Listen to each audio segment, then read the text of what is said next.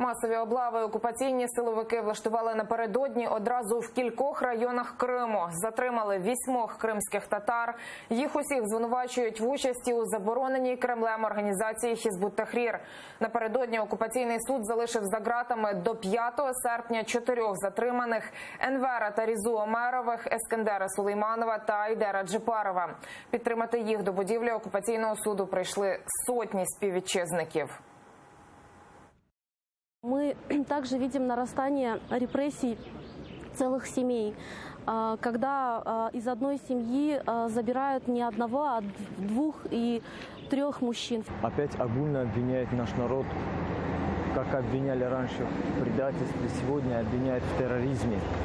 Сегодня мы пришли поддержать наших соотечественников. Хотел бы пожелать, чтобы семьям большого терпения в этих испытаниях, всему нашему народу терпения.